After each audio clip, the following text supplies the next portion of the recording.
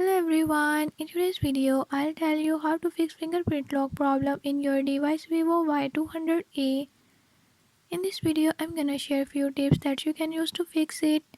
If you found these tips helpful, press the subscribe button and ring the notification bell. Make sure to watch complete video and learn how you can do it. Let's watch the video.